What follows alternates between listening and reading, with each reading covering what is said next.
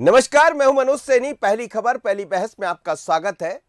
बात करेंगे ज्योतिरादित्य सिंधिया की, लेकिन सिंधिया की बात इसलिए आ रही है कि शिवपुरी के सांसद ने एक पत्र लिख दिया और पत्र लिखा है भारतीय जनता पार्टी के राष्ट्रीय अध्यक्ष नड्डा को। उनका दर्द झलकाया। उन्होंने अपेक्षा और साइडलाइन करने का आरोप लगाया। उन्होंने कहा, मेरी उपेक्षा की जा रही है। बीजेपी के राष्ट्रीय अध्यक्ष जेपी नड्डा से अपना दर्द बयां किया है। नड्डा को चिट्ठी लिखी है जिसमें बताया कि सिंधिया समर्थक पार्टी का मखौल उड़ा रहे, माहौल बिगाड़ रहे। सिंधिया समर्थक मंत्रियों पर गुटबाजी और भेदभाव करने का भी आरोप लगाया। इतना ही नहीं, उन्होंने अधिकारियों पर प्रोटोकॉल का पालन न करने का भी आरोप लगाया है। आपको याद होगा कि सिंधिया के बीजेपी में शामिल होने के बाद उनके समर्थकों को पार्टी में रुतबेदार स्थान मिला है। सिंधिया को केंद्रीय मंत्री बनाया गया है। वहीं मोदी टीम के यादव को अपने ही क्षेत्र में संघर्ष करना पड़ रहा है। पिछले दिनों शिवपुरी जिले के माधव नेशनल पार्क में टाइगर सफारी को लेकर सिंधिया और यादव आमने सामने आ गए थे। लेकिन सवाल यही है कि ये पत्र का मजमून देखिएगा। जो पत्र आपको दिखाई दे रहा है टीवी स्क्रीन पर, ये वही पत्र है जो केपी यादव ने लिखा है राष्ट्रीय अध्यक्ष जेपी नड्डा को। लेकिन इस पत्र के आने के बाद से सियासत गर्म है। कांग्रेस को मौका मिल रहा है बोलने का। लेकिन जरा सुनते हैं कि आखिर केपी यादव का दर्द क्या है। सांसद केपी यादव, सुनिए। देखिए, मैं एक नए भारत का शिक्षित व्यक्ति हूं और यहाँ की जनता ने मुझे चुना है। मैं यहाँ का चुना हुआ जनप्रतिनिधि हूँ, एक सांसद हूँ। जहाँ कहीं लगता है कि एक जनप्रतिनिधि के जो अधिकार हैं उनका हनन हो रहा है, तो निश्चित ही मैं संबंधित विभाग को या अपने शीर्ष नेतृत्व को उससे अवगत कराता हूँ और ये मेरा कर्तव्य बनता है कि अगर कभी ऐसा कुछ होता है तो उसको मैं अवगत कराऊं, क्योंकि यहाँ की 17 लाख जनता ने मुझे चुना है। तो उनकी भावनाओं का सम्मान रखना मेरा कर्म है, मेरा धर्म है। चलिए, बात अकेली नहीं है। कांग्रेस ने भी इस पर नाराजगी जताई है और कांग्रेस की प्रवक्ता अवनीश बुंदेला ने क्या कहा, जरा ये भी सुनिए।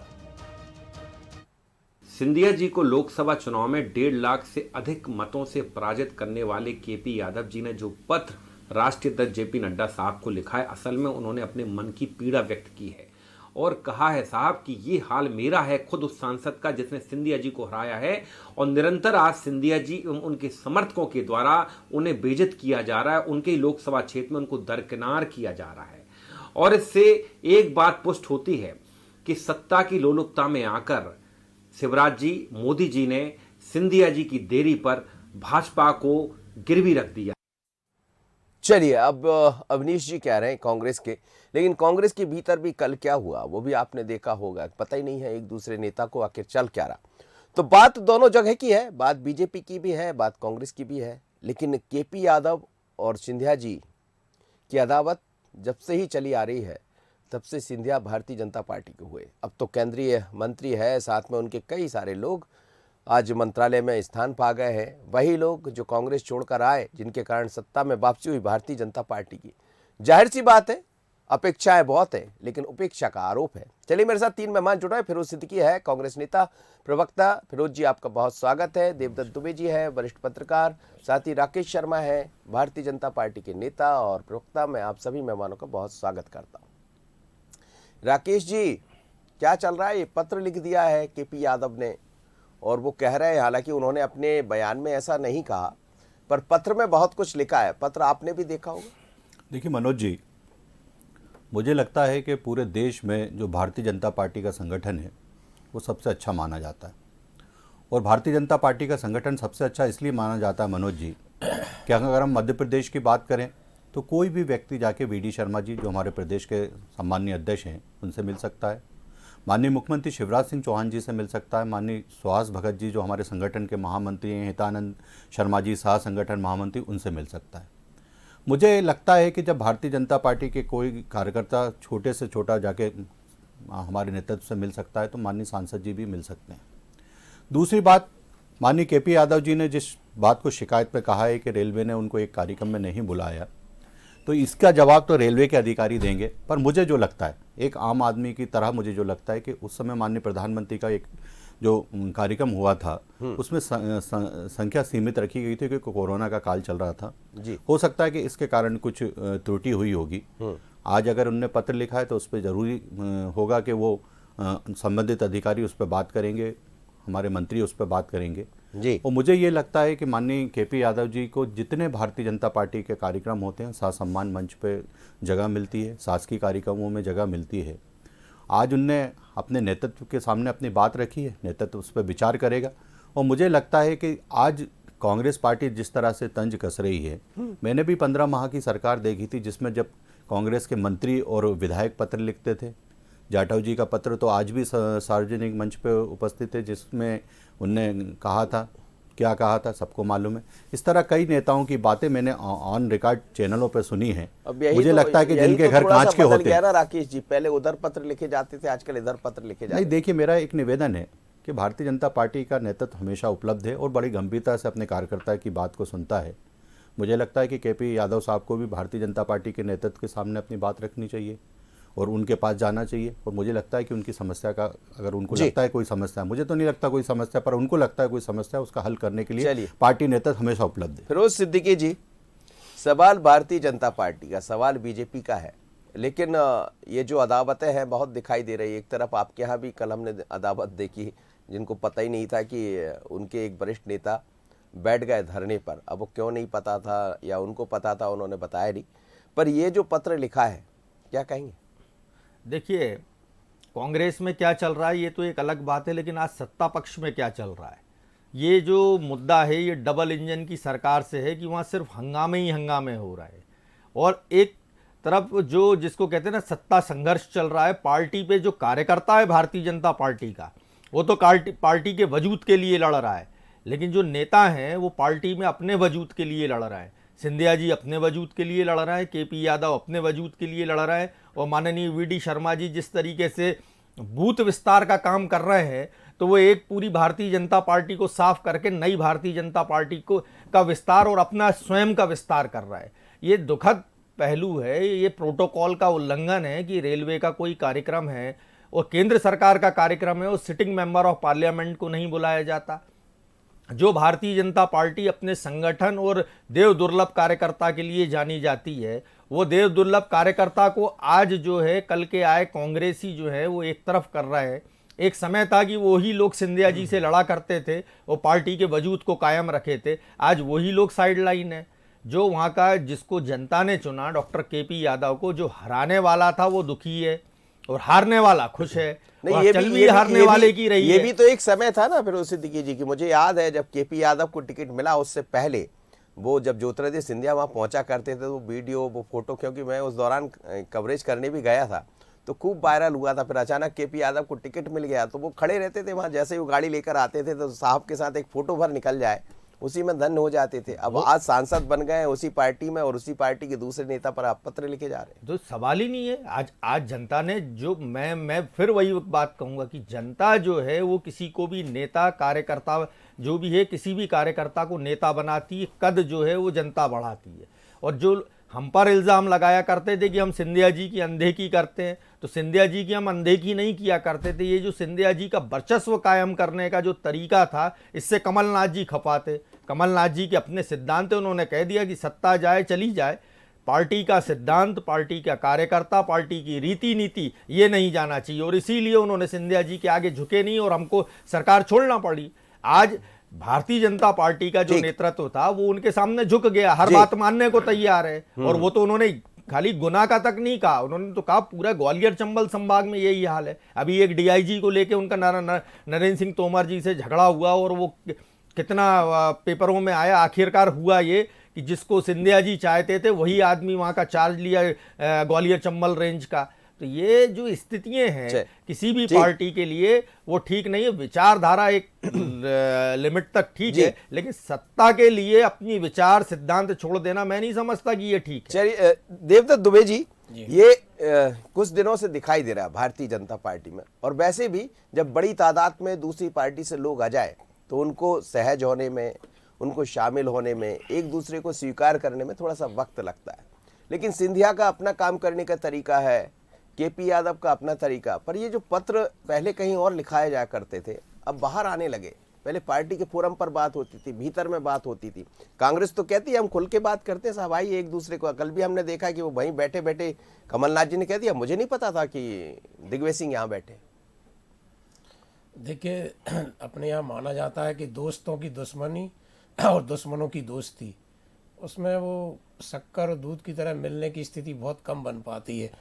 और केपी यादव और सिंधिया के संबंध कैसे रहे कि सिंधिया गाड़ी में बैठे हैं और यदि केपी यादव बाहर से सेल्फी ले रहे हैं तो अपने आप को गौरवान्वित समझ रहे हैं, और वही केपी यादव जब उनको चुनाव में हरा देते हैं तो सिंधिया तो कम खार खाए बैठे होंगे, लेकिन उनके जो समर्थक हैं वो ज़्यादा खार खाए बैठे, या सिंधिया के प्रति अपनी भक्ति दिखाने के लिए वो केपी यादव को एक तरह से उपेक्षित करते होंगे, क्योंकि जो अपने बॉस का विरोधी वो उनका सबसे पहले विरोधी। ये एक राजनीति में अपन सबको अपना अपना हित दिखाने की या बढ़ चढ़ के निकटता दिखाने की एक प्रवृत्ति बन गई है, तो ये स्वाभाविक है। लेकिन भारतीय जनता पार्टी में जिस तरह की प्रक्रिया है उसमें संगठन बहुत कुछ निर्णय लेता है, समन्वय बनाता है, संगठन महामंत्री संघ ये सब समन्वय बनाते हैं।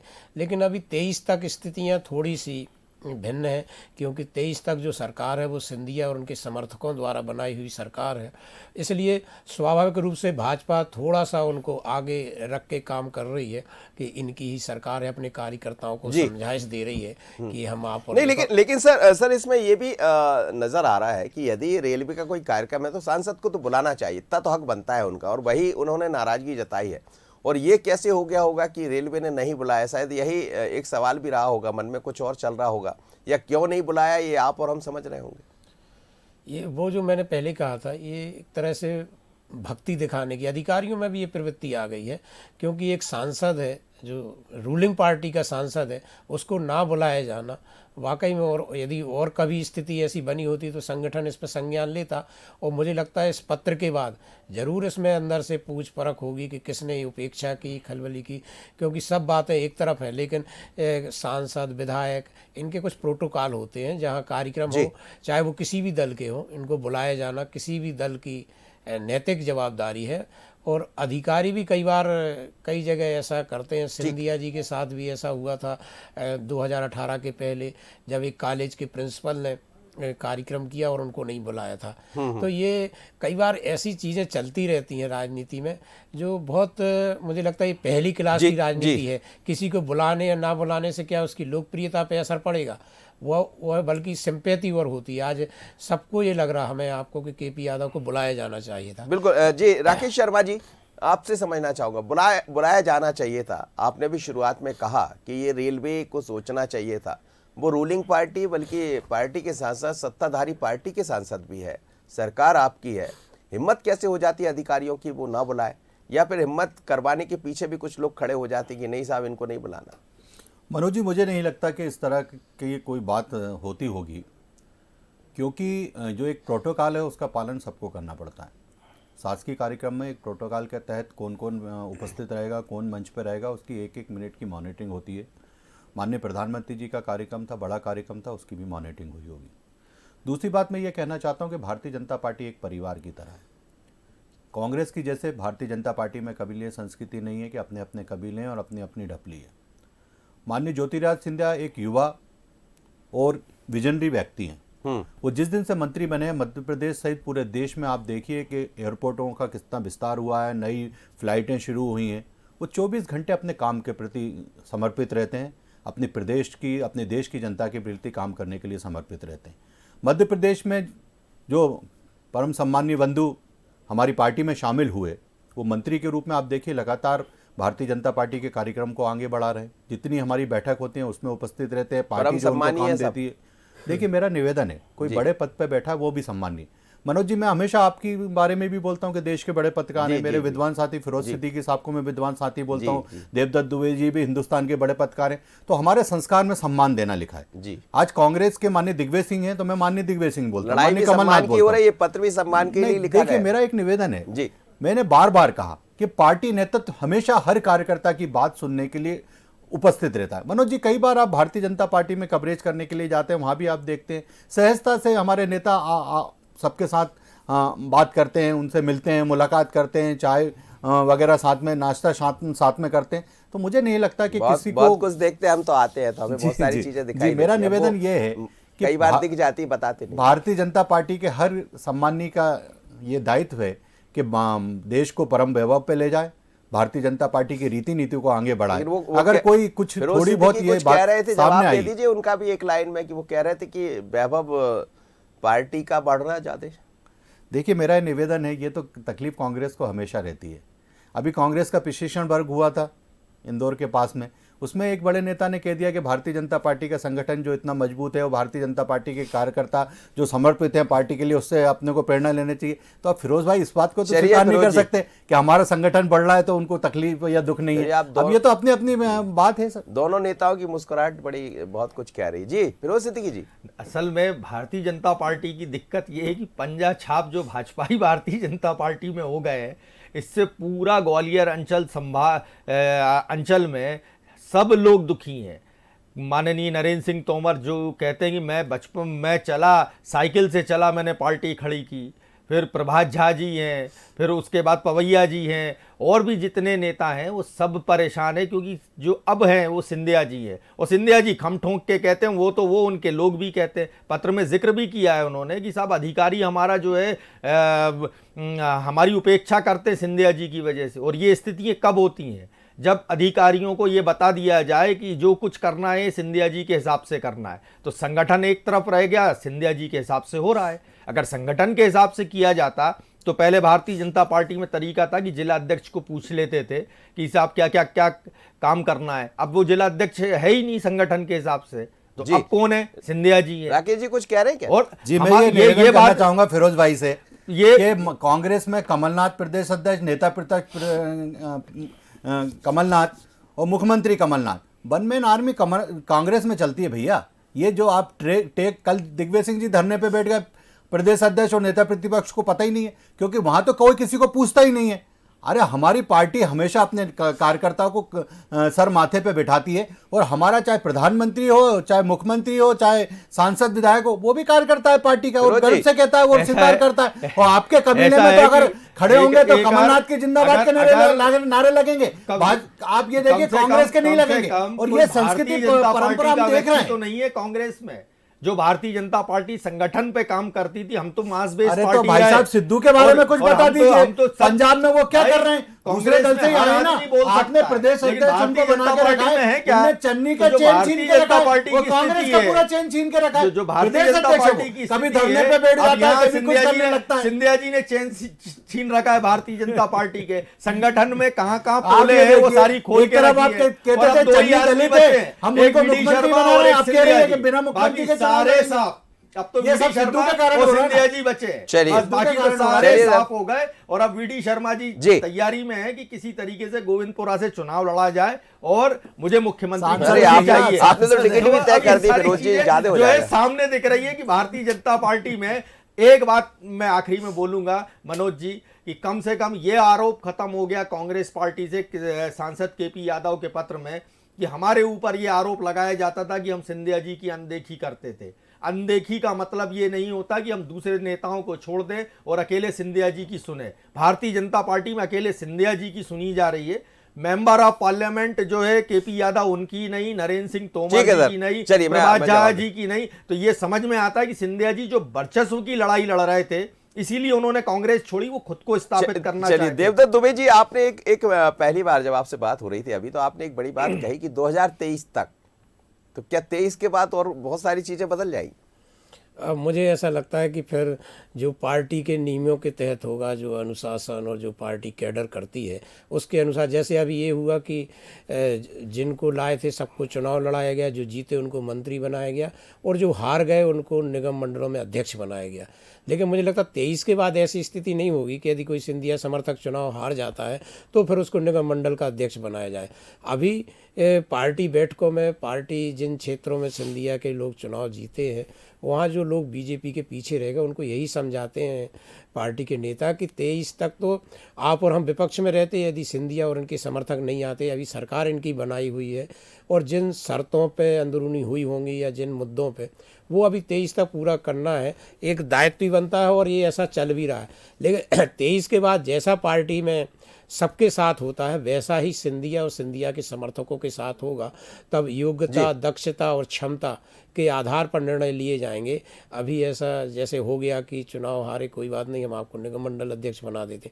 मुझे लगता है 23 के बाद ऐसी कोई स्थिति नहीं, नहीं लेकिन बनेगी। इसमें एक बात देवदत्त जी समझ आती है कि जब आप सत्ता से बाहर रहे 1.5 साल तक, तो सत्ता में थे नहीं, और सत्ता से बाहर रहना कितना क्या होता है वो शायद एहसास हो गया होगा भारतीय जनता पार्टी के तमाम नेताओं।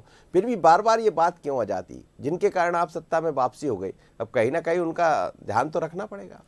बिल्कुल, क्योंकि ये तो एक तरह से एहसान बंद होने जैसी स्थिति है, और 1.5 साल में पार्टी उसको ज़्यादा असर पड़ता है जो लगातार 15 वर्षों से सत्ता में थी और अचानक से बाहर हो गई, जबकि वह कांग्रेस मुक्त प्रदेश का नारा दे रही थी। उस समय वो सरकार से बाहर हो गई तो पार्टी तभी से तो बेचैन थी, और उसको मौका दे दिया सिंधिया और उनके समर्थकों ने कि वो 1.5 साल बाद ही सत्ता में आ गई। लेकिन अब वो सतर्क और सावधान है। आप देखें, बूथ विस्तारक जो कार्यक्रम चल रहा है वो 1.5 साल पहले, 18 महीने पहले शुरू हो गया उनका वो कार्यक्रम, जो 2-4 महीने पहले बूथ की व्यवस्थाएं शुरू होती थी, क्योंकि वो कांग्रेस के 2018 के प्रदर्शन से सतर्क और सावधान हो गई है। चलिए सर, बिल्कुल आप सही कह रहे हैं, और इस समय सतर्कता दोनों तरफ है, पर कहीं कहीं कहते हैं कि नजर हटी और दुर्घटना घटी। बहुत बहुत धन्यवाद आप सभी मेहमानों को मेरे साथ जुड़े।